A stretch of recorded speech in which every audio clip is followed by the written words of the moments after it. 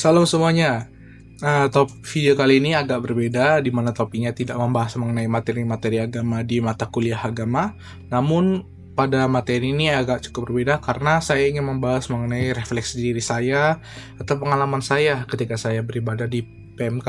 Serta saya akan menjelaskan kenapa saya mulai berubah dari segi sikap, cara saya ngomong, dan bagaimana saya mulai mengekspresikan diri saya di dunia kampus ketika saya berada di lingkup keluarga PMK, yaitu Persekutuan Mahasiswa Kristen di Telkom University. Kok pemuda pula? Oke. Mungkin saya perkenalkan diri saya dulu.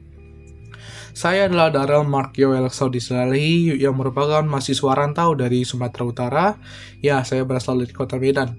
Asal gereja saya adalah GPDI Maranatha Medan, dan saya berasal dari suku Batak karena saya bermarga Silahi, lebih spesifiknya suku Batak Toba. Nah, ketika saya sampai di sini, kalau nggak salah saya sampainya 3 bulan yang lalu sebelum check-in asrama. Saya di situ, ya saya hinap di dekat di rumah keluarga saya. Di situ saya kan pengalaman pertama saya di situ belum mengenal apa itu wilayah Kota Bandung, apalagi karena saya masih seorang rantau. Bagaimana wilayah Kota Bandung, sosial Kota Bandung, apalagi kalau di sini kan saya melihat kalau Kota Bandung sama Kota Medan itu berbeda, apalagi dari segi sosial, di mana Kota Medan itu lebih arah sosial itu lebih kayak suara besar. Maksudnya suara besar ini bukan berarti galak atau marah ya, tapi lebih ke arah suara besar. Nah, kalau di Kota Bandung ini sosialnya itu lebih lembut. Nah, untuk kehidupan sosial Kota Medan dan Kota Bandung itu pun agak berbeda bagi saya lihat ya. Kalau Kota Bandung walaupun malam, dunianya masih terlihat. Kalau Medan tuh kalau malam ya sepi gitu. Nah, ketika saya sampai di sini melihat, saya pun bingung mencari gereja. Karena saya pada saat itu ya mau gereja di mana? Soalnya banyak pilihan gereja kan, apalagi Protestan banyak didominasi. Saya pun ngikutin gereja yang ada dulu. Yang pertama saya gereja di Bogor. Jadi saya gereja di Bogor. Setelah saya gereja di Bogor, baru saya check-in asrama. Nah, setelah check-in asrama, saya pun mulai bingung beribadah di mana nih. Saya pindah-pindah, saya bisa bilang saya itu nomaden waktu gereja. Gereja sana, gereja sini, gereja sana, gereja sini. Nah, biasanya kalau saya tuh pengalaman saya ketika saya gereja, saya itu datang dengan sukacita, pulang dengan sukacita, karena kayak pasti ada teman di sana, kayak rasanya ada dalam lingkup keluarga gitu loh. Datang disambut, ngobrol gitu kan, kayak dianggap sama seperti saudara, sekeluarga kan. Pulang pun kayak kayak rasa pulang dari rumah keluarga. Sedih, tapi ada rasa bahagia, ada rasa sukacita. Nah, di situ ketika saya merantau, saya nggak merasakan hal itu. Saya kayak datang, dengar, diam, hening, hampa, kayak yaudah lewat gitu aja. Jadi kayak ibadah minggu itu gak terasa bagi saya. Nah, sampailah ketika pelajaran agama udah ada, tiba-tiba di Telkom University, apalagi pada PMK ya, pemuda Persekutuan Mahasiswa Kristen, itu mengadakan ibadah minggu pertama. Jadi di situ kami maba disuruh untuk mengikuti ibadah minggu pertama dikarenakan ada tugas besar yang ada. Nah, mulai dari situ saya merasakan yang namanya itu rasa kekeluargaan. Nah, saya akan menceritakan dari minggu pertama sampai minggu ke-8 apa saja yang saya dapatkan dari khotbahnya, sambil saya menceritakan refleksi diri saya yang saya rasakan. Untuk ibadah minggu pertama di PMK bertema Oikumene, One Body in Christ, yang dibawakan oleh Bunda Maria Simanjuntak, yaitu dosen saya sendiri atau saya panggil Bunda Eta. Nah, ini ayat utamanya itu Efesus 4 ayat 1-6. Nah, di khotbah ini diawali mengenai tentang kita diri sendiri, yaitu manusia, di mana natur kita adalah dosa. Oleh karena itu kita membutuhkan suatu keselamatan dan pertolongan sejati. Walaupun kita berdosa, kita tetap mendapatkan keselamatan karena anugerah yang Tuhan kasih kepada kita itu secara gratis. Oleh karena itu, dasar keselamatan adalah anugerah. Setelah Bunda menjelaskan bahwa kita adalah manusia, adalah makhluk berdosa, karena kita makhluk berdosa, kita membutuhkan keselamatan, di mana keselamatan itu berasal dari anugerah Allah, dan anugerah itu dikasih gratis oleh Tuhan. Selanjutnya kita membahas mengenai Efesus 4 ayat 1 sampai 6. Di sini Bunda menjelaskan bahwa tiap-tiap ayat itu memiliki makna. Yang pertama, ayat pertama itu hidup sesuai panggilan. Ayat kedua sikap hati. Ayat ketiga usaha memelihara kesatuan. Ayat keempat satu tubuh dan satu roh. Ayat kelima itu satu Tuhan, dan ayat keenam itu satu Allah dan Bapa. Nah, dari ayat tersebut menjelaskan bahwa orang Kristiani itu memiliki satu Tuhan, satu iman, dan satu Allah dan Bapa. Nah, lalu Bunda menjelaskan apa itu PMK menggunakan kata oikumene. Ya, ini merupakan tema utama dari minggu pertama, di mana oikumene itu artinya rumah. Nah, di sini Bunda menjelaskan oikumene atau ecumene atau oikos yang artinya rumah, dan nomos artinya satu. Artinya itu PMK itu adalah rumah untuk setiap orang mahasiswa Kristiani yang ada di Telkom di University. Kita datang ke ibadah PMK bukan hanya sebagai tamu, tapi sebagai keluarga. Jadi saya ketika datang ke PMK itu melihat teman-teman, melihat dosen, saya itu seperti berada dalam lingkup keluarga. Karena saya itu rasa diterima di sana. Memang maksudnya bukan menghina gereja lain atau apapun, namun memang suasananya itu saya seperti datang, disambut, saling kenal, siapa ini namanya. Saya pun mulai merasakan rasanya ada kekeluargaan ketika datang pertama kali di PMK. Nah, ketika saya pulang pun, saya pun disambut seperti keluarga dari PMK. Seperti yang saya rasakan ketika Bunda menjelaskan tentang oikomene pada PMK. Baru ayat tersebut pun didukung di Lukas 6 ayat 31 dan Yohanes 17 ayat 21. Dan sebagaimana kamu kehendaki, izin saya baca ya. Dan sebagaimana kamu kehendaki supaya orang perbuat kepadamu, perbuatlah juga demikian kepada mereka.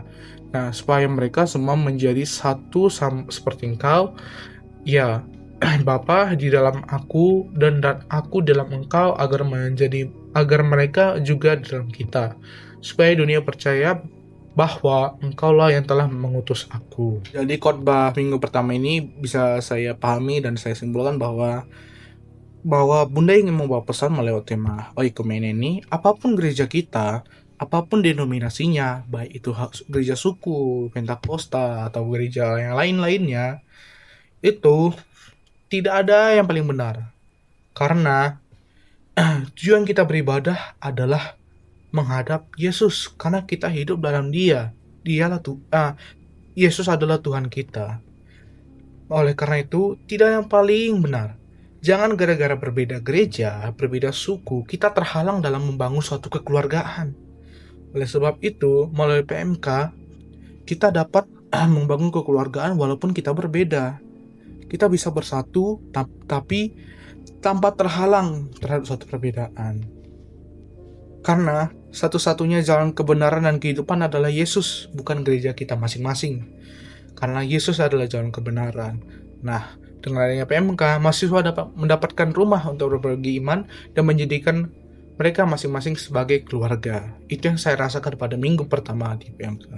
Baru minggu selanjutnya, itu minggu kedua, bertema Call to Serve Even in Struggles. Ya, kalau bisa kita artikan, panggilan untuk melayani bahkan walaupun dalam kondisi yang kurang bagus gitu lah ya, atau dalam yang banyak masalah gitu kan. Dibawakan oleh pendeta Chris Sujatmoko, dan ayat utamanya itu adalah Yohanes 12 ayat 24 sampai 26. Nah, izin saya bacakan Yohanes 12 ayat 24 sampai 26. Aku berkata kepadamu, sesungguhnya jikalau biji gandum tidak jatuh ke dalam tanah dan mati, ia tetap satu biji saja. Tapi jika ia mati, ia akan menghasilkan banyak buah. Barang siapa yang mencintai nyawanya, ia akan kehilangan nyawanya. Tapi barang siapa yang tidak mencintai nyawanya di dunia ini, ia akan memelihara untuk hidup yang kekal. Nah, untuk khotbah kedua ini, saya biasanya itu menebak-nebak apa sih target utama dari khotbah ini. Jadi ketika saya melihat judulnya Call to Serve Even in Struggles, artinya itu seperti menargetkan kepada mahasiswa atau mahasiswi untuk melakukan pelayanan walaupun digempur digempur di dunia perkuliahan. Seperti kalau dunia perkuliahan itu tiap minggu ada tugas atau project, bangun project, ikut panitiaan. Nah, walaupun kita sibuk-sibuknya, kita tetap harus melayani. Nah, itu dalam pikiran saya mengenai topik khotbah yang akan datang. Namun, ketika saya mendengar, wah ini ternyata lebih dalam penjelasannya. Saya akan jelaskan mengenai khotbah awalnya. Khotbah awal ini diawali dengan penjelasan mengenai mengenai salah memilih Tuhan, konsekuensinya adalah kekalahan. Wow, baru awalan saja salah memilih Tuhan, konsekuensinya adalah kekekalan. Ya, kalau kita lihat latar belakang sebagai mahasiswa ya. Nah, mahasiswa ini adalah pribadi yang sudah dilepas, di mana orang tua masih bertanggung jawab, tapi orang tua hanya bisa memantau, tidak bisa memberikan suatu tindakan. Jadi kita itu seperti batang kara yang dilepas di dunia ini dan harus memilih jalan sendiri.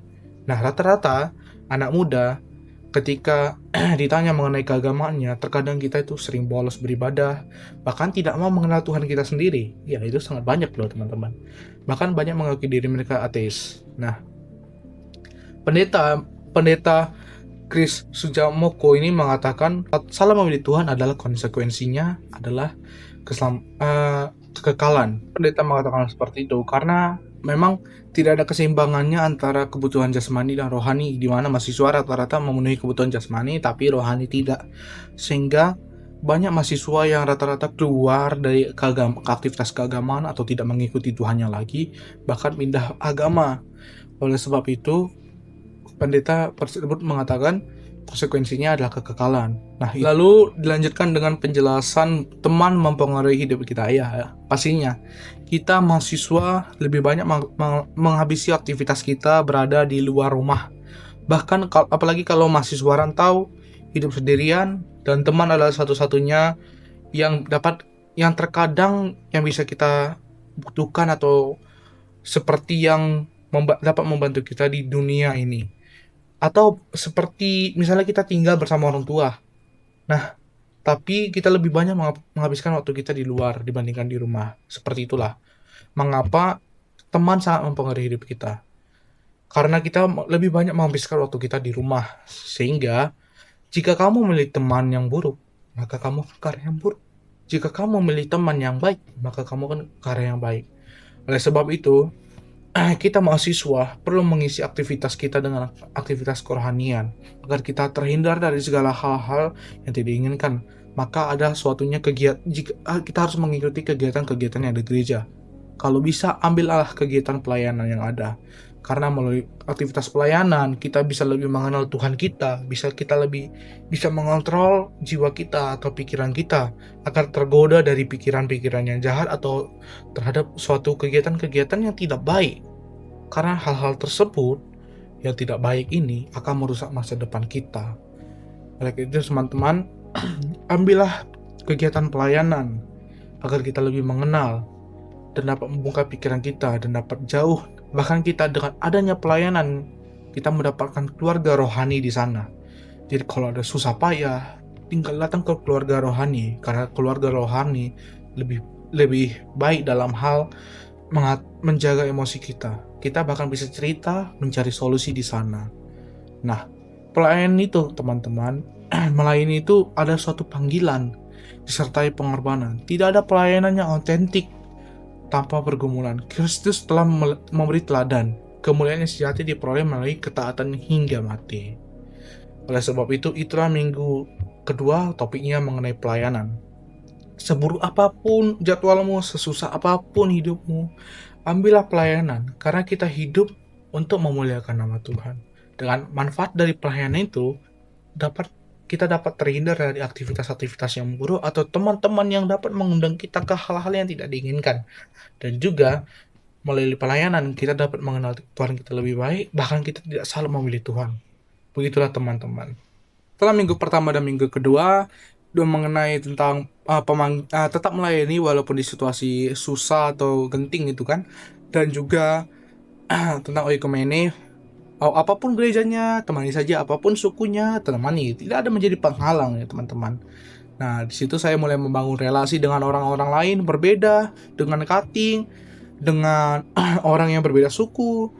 Bahkan saya itu mau kadang diajak dengan orang lain untuk saling berbicara tentang iman kita saling masing-masing gitu kan. Nah, saya pun mulai mengambil juga kegiatan pelayanan di MPV. Karena memang saya dulu melakukan pelayanan, walaupun di semester 1 ini agak susah, karena materi-materi kuliahnya itu lebih meningkat. Seperti matematikanya jadi kalkulus itu jadi ribet, matematika diskrit, dan logika matematika. Nah, itu 3 mata pelajaran yang agak ribet karena perlu analisis yang lebih kuat. Apapun itu, saya tetap mengikuti kegiatan pelayanan di PMK. Memang saya belum saya belum mengikuti pelayanan karena udah ada yang mengisi pelayanan tersebut. Nah, saya pun mulai tersadarkan dan mulai berani mengambil langkah untuk melayani dan memuliakan nama Tuhan. Dan juga saya pun mulai banyak relasi dengan orang-orang di PMK maupun di luar PMK. Saya pun sering ngobrol dengan teman-teman saya yang berbeda agama. Saya pun sering juga ngomong dengan orang-orang lain, bahkan yang tidak saya kenal. Karena dengan bersosial, saya mulai senang merasakan apa itu saling menyayangi sesama. Nah, akibat minggu pertama dan minggu kedua, itu efeknya sudah sangat besar bagi hidup saya. Apalagi minggu ketiga, walking in the God plans. Wow. Yeremia 29 ayat 11 itu adalah ayat utamanya dari pendeta Lison Parlindungan Sitompul. Nah, di sini di minggu ketiga, berjalan di jalan Tuhan, ini merupakan khotbah yang sangat sering saya dengar ya. Apalagi ketika saya mendengar tentang tema khotbah ini, gini-gini aja khotbahnya. Perasaan saya dulu di gereja saya sudah mendengarnya itu 2 kali kalau salah. Bahwa saudara-saudara, kita harus tahu bahwa kita harus berjalan jalannya Tuhan. Memang jalan Tuhan itu susah saudara-saudara, karena banyak tantangan. Walaupun banyak tantangan, kita harus tetap berdiri, karena itu adalah jalan Tuhan, dan jalan Tuhan adalah jalan kebenaran. Nah, itu yang sering saya dengar mengenai khotbah berjalan di jalannya Tuhan. Nah, namun ketika saya dengar khotbah ini agak cukup berbeda. Ketika saya mendengar khotbah ini cukup singkat, tidak terlalu panjang, namun maknanya sangat mendalam saudara-saudara. Ketika saya bilang tadi kan kalau khotbah jalannya Tuhan itu tidak mudah karena banyak tantangan. Nah, ketika saya pikir kalau banyak tantangan, banyak ini dong, berarti agak bahaya gitu kan. Ternyata tidak. Ketika pendeta menjelaskan bahwa jalannya Tuhan itu bukan jalannya kecelakaan, tetapi rencana damai, sejahtera. Jadi jangan dianggap enteng dan jangan putus asa. Jika engkau diperingatkan Tuhan, maka hati-hatilah. Nah, Tuhan itu melihat proses kita, bagaimana kita berjalan di jalannya, bukan hasilnya. Wow. Ternyata ini cukup berbeda khotbahnya. Tuhan melihat proses bagaimana cara kita menjalani hidup, bukan hasilnya. Ini sangat langka teman-teman. Ketika kita belajar di pendidikan, yang dilihat adalah hasilnya. Ketika kita mengikuti perlombaan, yang dilihat adalah hasilnya, bukan prosesnya. Bahkan ada orang yang bilang, gampang itu. Padahal dia belum melihat proses yang kita jalani. Rata-rata di dunia ini orang hanya melihat hasilnya saja. Lalu setelah melihat hasilnya baru dimanfaatkan. Nah, ternyata Tuhan berbeda. Tuhan melihat prosesnya baru hasilnya. Pendeta ini lanjut menjelaskan bahwa apapun yang terjadi padamu, Tuhan akan menerima dan masa depanmu tidak akan hilang. Begitu teman-teman, kita harus berjalan jalannya Tuhan. Baru dilanjut, kita manusia terlalu sering mengandalkan akal dan pikiran kita. Ya, ini sangat sering, apalagi terjadi pada mahasiswa. Buat apa gereja? Buat apa ibadah? Mending belajar, mending ini.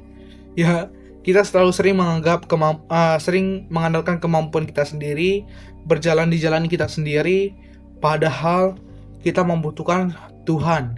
Karena kita itu makhluk sosial, kita tidak bisa hidup sendirian, kita butuh bergaul, kita butuh pergaulan, kita butuh curhat, dan ada Tuhan ternyata di samping kita. Jika kita berjalan atau mengandalkan pikiran kita sendiri, kita kemungkinan tidak dapat berdiri di tengah ombak dengan tegar. Namun jika kita bersama Tuhan, kita dapat berdiri di tengah ombak yang kuat sekalipun kita tetap berdiri dengan tegar. Begitulah saudara-saudara. Itu kita bisa dapat ayat pendukungnya Ibrani 12 ayat 5-6 dan Amsal 23 ayat 18.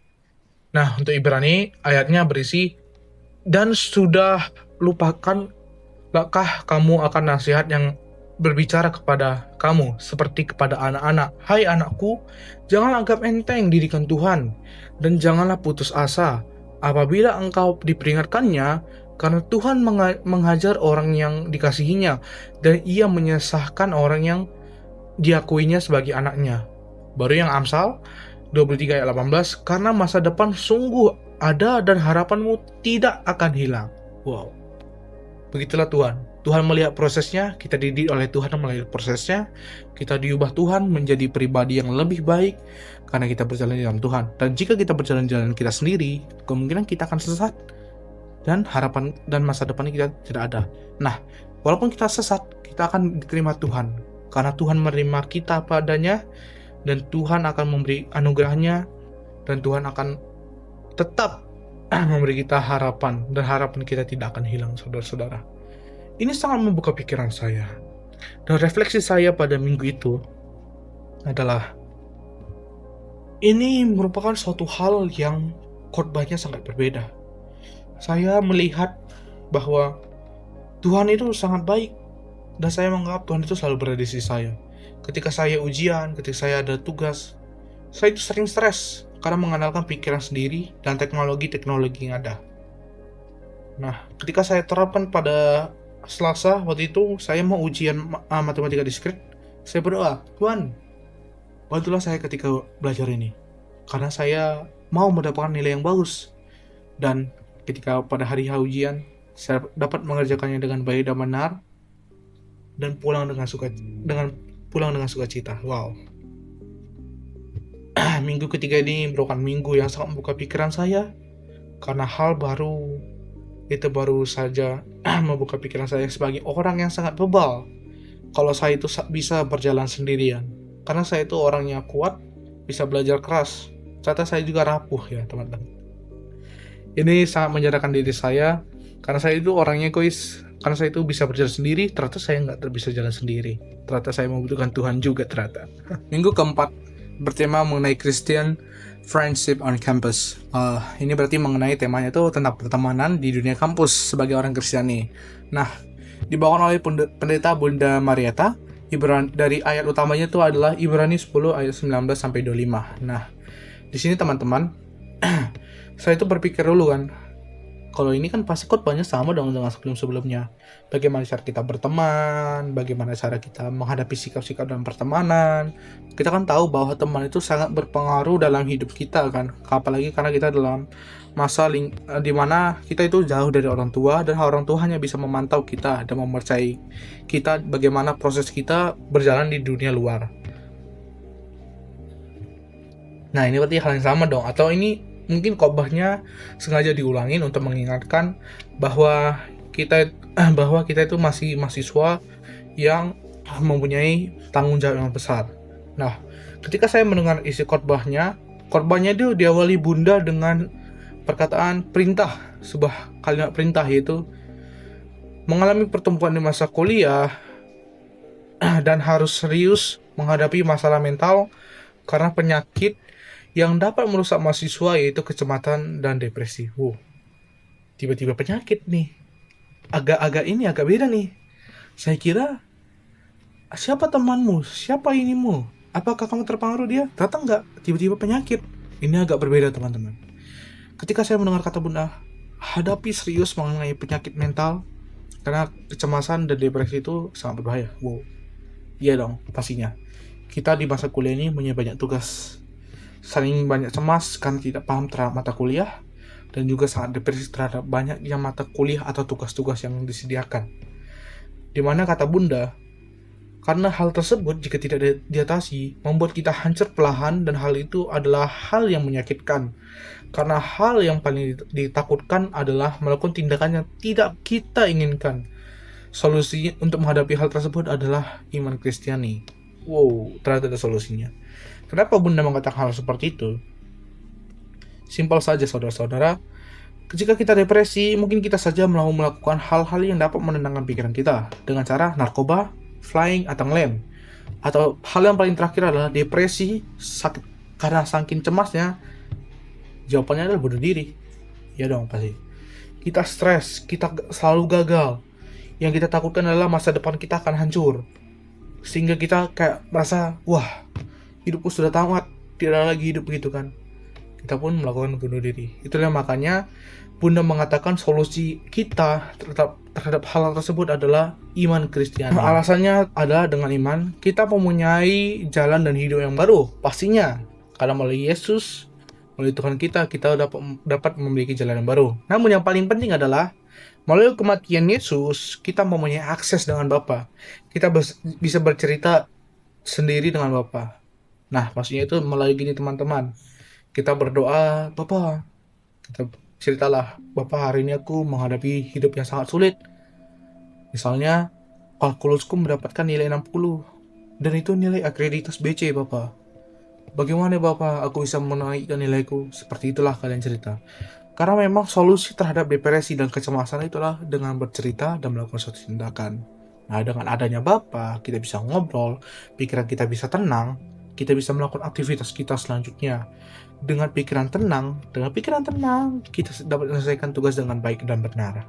Nah, alasan yang kedua adalah karena ada 3 seruan itu teman-teman. Kata Bunda, mari menghadap Tuhan, mari berpegang teguh, dan mari memperhatikan satu sama lain. Suruhan ini untuk mendorong kita untuk berani menghadapi masalah dan memperhatikan sesama. Nah, dengan hal tersebut, apapun yang terjadi, kita dapat mempertahankan diri kita sendiri. Poin yang ketiga itu sangatlah penting, memperhatikan satu sama lain. Karena kita makhluk sosial, kita butuh orang lain.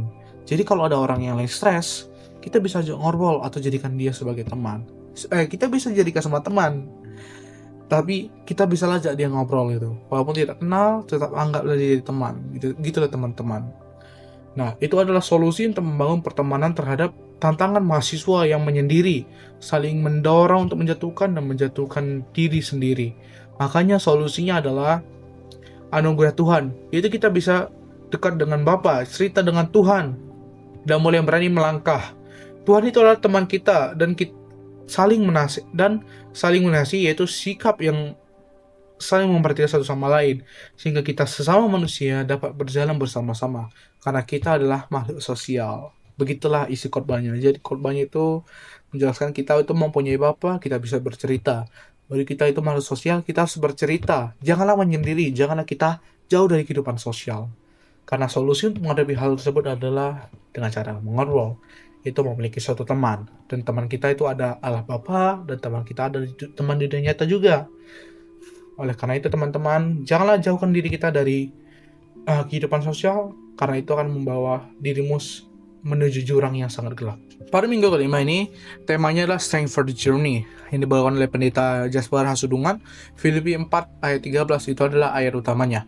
Nah, ketika kita membaca Filipi 4 ayat 13, izin saya bacakan. Segala perkara dapat kutanggung dalam Dia yang memberi kekuatan kepadaku. Nah, ada 2 kata yang sangat dinotis sama Pendeta Jasper, yaitu perkara dan Dia. Perkara itu adalah kekuatan atau kekuatan yang menjauhkan kita dari sumber kekuatan Dia, dan Dia adalah kekuatan yang menjauhkan kita dari segala perkara. Nah, jika kita lihat dari pengertian tersebut, perkara dan Dia adalah 2 sisi atau 2 kutub yang berbeda. Nah, perkara itu bersifat dinamis, kalau Tuhan itu adalah Alfa dan Omega. Nah, jadi ini kayak perbandingan antara perkara dan kekuatan Tuhan, teman-teman. Namun, yang sangat paling ditekankan oleh Pendeta Jasper adalah kita, manusia, seiring zaman, dulu kita sangat mengandalkan kekuatan Tuhan. Namun, seiring zaman dengan adanya teknologi, perkembangan teknologi, kekuatan Tuhan mulai kita tinggalkan lambat laun. Oleh sebab itu banyak perkara yang terjadi. Akibatnya, kita sering mengandalkan kekuatan kita sendiri. Padahal kita tahu bahwa untuk menghadapi segala perkara yang ada adalah mengandalkan Tuhan di segala hidup kita. Karena Tuhan adalah satu-satunya kekuatan yang dapat mengalahkan segala perkara. Singkat, padat, jelas. Itu adalah khotbah pada minggu kelima. Itu menekankan bahwa jika ada perkara, andalkan kekuatan Tuhan. Jangan andalkan kekuatan sendiri. Kita tahu kita pintar, kita tahu kita punya teknologi. Namun, apa kita bisa bertahan di segala gempuran bahaya atau segala perkara? Karena yang dapat mengusir segala perkara hanyalah kekuatan Tuhan, teman-teman. Begitu. Pada minggu ke-6 ini, PMK tidak mengadakan ibadah sehingga kita disuruh ibadah di gereja masing-masing. Ya, saya pun memilih ibadah di GBI Sukawarna cabang Barang Siang yang dibawakan oleh pendeta Jeffrey Rasmat, Kejadian 1 ayat 26 mengenai identitas diri. Nah, pendeta itu mengatakan identitas diri mengenai diri sendiri atau cara memandang diri kita sendiri. Dilanjut dengan penjelasan mengenai godaan iblis. Di Kejadian 1 ayat 126 dan Kejadian 3 ayat 4-5, iblis menggoda kita agar menjadi seperti Tuhan, padahal kita itu serupa dan segambar dengan Allah kita sendiri. Matius 4 ayat 3-7, iblis mencobai Tuhan kita, tapi janganlah mencobai Tuhan Allahmu. Kerjaan iblis adalah selalu mengganggu identitas manusia, yaitu sebagai anak Allah. Khotbah minggu ke-6 ini memiliki makna, yaitu bahwa kita itu adalah anak Allah, dan iblis selalu mengganggu identitas kita, bahkan menghancurkan identitas kita sebagai anak Allah. Dan kita mulai terusik dengan iblis sehingga kita menghancurkan identitas kita sendiri sebagai anak Allah, seperti si bungsu. Dia sudah sebagai anak Allah atau anak bapaknya, namun dia pergi sendiri dan menghancurkan identitasnya sebagai anak bapaknya. Namun dia balik. Walaupun dia balik dalam keadaan hancur, Bapa tetap menyayanginya. Seperti itulah Tuhan kita. Walaupun kita itu memiliki identitas sebagai anak putra Allah, tapi kalau kita hancur dan yang menghancurkan kita itu adalah kita sendiri, Bapa akan menerima kita. Seperti itulah khotbah pada minggu ke-6. Pada minggu ke-7, saya pun beribadah di PMK Tes. Lebih tepatnya itu pada acara ulang tahun PMK Tes yang bertema Come as Guests, Living as Family. Nah, itu artinya kita datang seperti tamu, tapi kita pulang sebagai keluarga. Gila temanya. Baru yang dibawakan oleh pendeta Benny Ashar, dan ayat utamanya itu adalah Roma 12 ayat 10. Khotbahnya itu diawali pendeta dengan kata Philostogros, yaitu kasih kepada sesama, dan proigomenoi, yaitu berinisiatif. Jika kita mau membentuk kekeluargaan, kita perlu inisiatif dan memberi kasih kepada sesama, karena proses mengenal seseorang adalah mengenal dan mengasihi yang lain. Seperti itulah bagaimana kita membangun suatu kekeluargaan di dalam gereja. Jadi kalau teman-teman datang ke gereja, jangan cuek-cuek doang. Cuek, datang, khotbah, nyanyi, doa penutup, pulang. Perlu komunikasi antar jemaat. Jangan cuek-cuek saja. Walaupun begitu, sebagai solusi, tantangannya adalah anxiety, terlalu cemas, takut berteman, dan lain-lain, sehingga kita tidak mau membangun relasi dengan semua orang. Baru pendeta menjelaskan di Amsal 27 ayat 17, jika kita tidak membangun relasi, maka kita tidak akan berkembang. Pilih teman boleh, tapi jangan antisosial. Kita kan makhluk sosial. Kita adalah manusia, adalah makhluk sosial. Baru pendeta di 1 Korintus 15 ayat 33, pendeta Benny menjelaskan, perumpamaan itu adalah keajaiban. Kita saling terhubung saat kamu datang dan pergi. Kita tetap keluarga. Oleh karena itu, jangan hindari perjumpaan atau menolak membangun relasi. Karena kita adalah keluarga, jangan kita menjauhi keluarga kita sendiri. Dengan begitu, bangun relasi dan mulai berani menjalin komunikasi. Begitulah bagaimana kita diterima di keluarga sebagai gereja. Kita tuh pulang, kita tuh datang seperti tamu. Walaupun kita datang seperti tamu, kita tetap keluarga. Kita pulang pun kita tetap keluarga. Datang dan pulang, kita adalah keluarga. Itulah pesannya. Pada minggu ke-7 ini sangat menjawab pertanyaan saya ketika saya beribadah keluar. Apalagi khususnya pada ibadah 6. Pada ibadah 6 saya sebenarnya tidak niat ke gereja. Alasannya, saya ibadah di luar. Jadi saya itu tidak merasa tidak ada kekeluargaan lagi di luar sana. Karena saya merasa kekosongan. Tidak ada kenalan di sana. Tidak ada apa-apa di sana. Namun, pada minggu ke-8, pada minggu ke-8. Oke, kita lanjut kepada penjelasan minggu ke-8. Minggu ke-8 saya gereja di GPDI Hosana yang dibawakan oleh Kak Halda. Nah, saya di situ pada saat itu beribadah pada saat ibadah anak pemuda. Bertema hati seorang penyembah. ayat utamanya itu adalah Mazmur 63 ayat 1-2. Ketika kita membaca Mazmur 63 ayat 1-2, itu berisi mengenai pujian, nyanyian, dan penyembahan.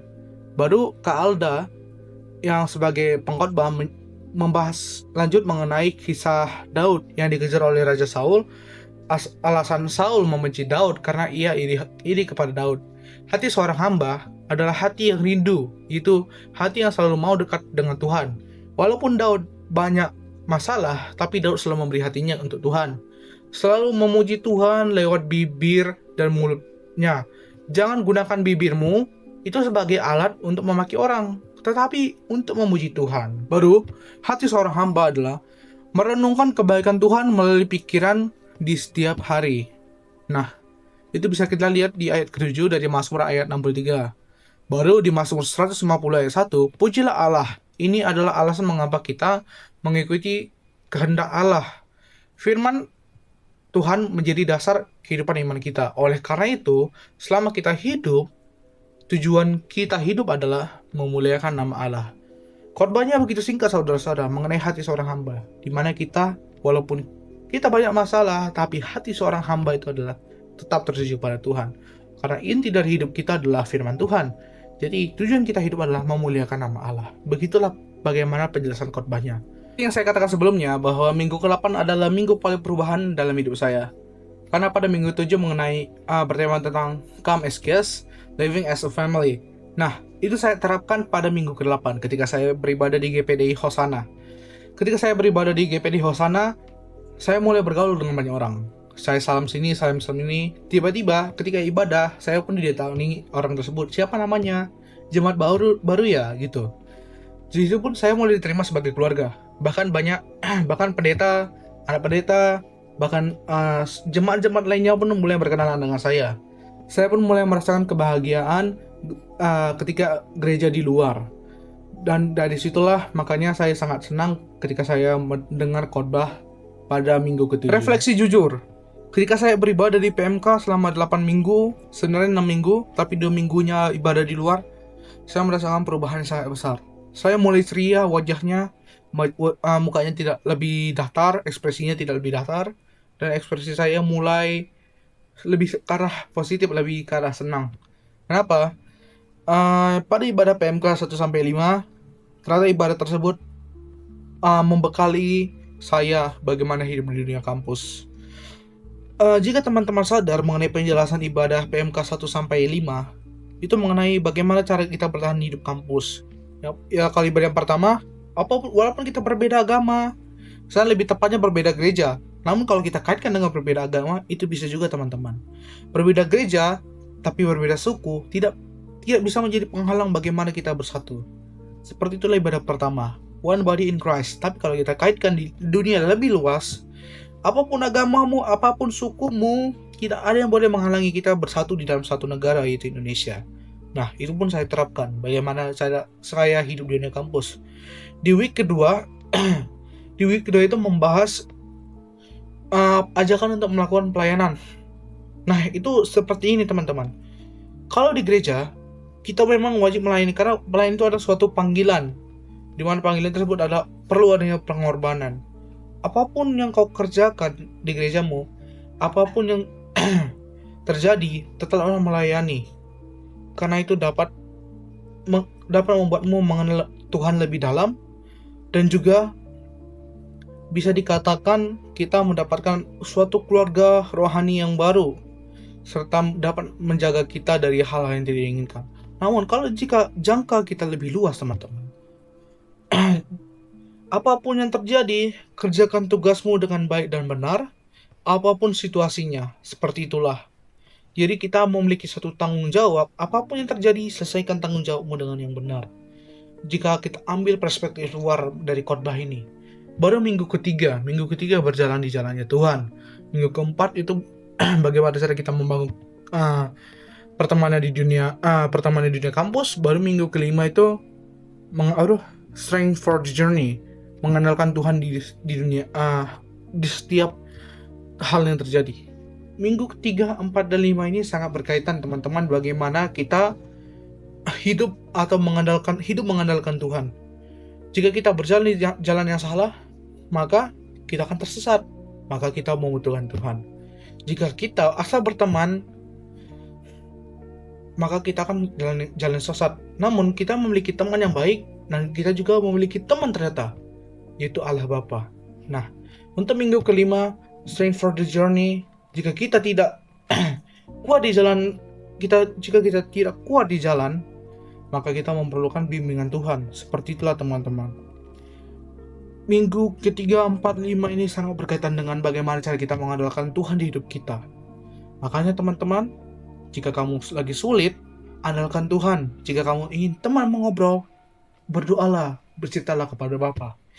Jika kamu tidak sanggup lagi menjalani atau mengerjakan tugas apapun itu, bisalah berdoa, bergaul dengan Tuhan, andalkan Tuhan di segala hidupmu.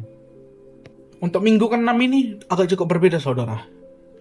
Saya gereja di luar. Minggu ke-6 ini seperti suatu bentukan soal menurut saya. Karena minggu ke-7 adalah jawabannya untuk mencari solusi terhadap minggu ke-6 ini. Minggu ke-6 saya malas beribadah. Karena terpaksa saya harus ibadah di luar. Dimana ketika saya beribadah di luar, yang seperti saya katakan, saya itu tidak merasakan apa-apa atau hampa. Karena tidak ada rasanya kekeluargaan. Namun ketika minggu ke-7 yang bertema Come as Guest, Living as Family, itu menjawab pertanyaan saya pada minggu ke-6. Kenapa? Ketika kamu ingin membangun suatu kekeluargaan di gereja, mulai perkenalkan dirimu. Kenalkan dirimu dengan orang lain, bergaul dengan orang lain, membangun relasi. Nah, pada minggu ke-7 ini, saya pun terapkan pada minggu ke-8. Minggu ke-8 saya gereja di luar, karena PMK tidak mengadakan kegiatan peribadatan. Saya pun gereja di GPD Hosana. Saya membangun relasi, saya mengenalkan diri saya kepada orang lain. Jemaat lain pun menganggap saya ada pada saat itu. Kamu siapa? Saya Darrell. Oh, jemaat baru ya? Iya. Maka saudara-saudara, minggu 1-5 itu membentuk karakter saya. Minggu 6-8 itu membentuk sikap saya, bagaimana saya membangun kekeluargaan atau membangun relasi di luar dunia kampus. Karena dunia itu sangat luas. Minggu 1-5 itu di dunia kampus, minggu 6-8 itu berada di dunia luar. Saya pun sangat mengucap syukur karena bisa beribadah di PMK. Karena saya dapat membentuk sikap diri saya, membangun karakter saya, dan mulai membangun sikap berani dalam mengambil segala tindakan di dunia luar, di dunia sosial, di segala aktivitas yang saya miliki.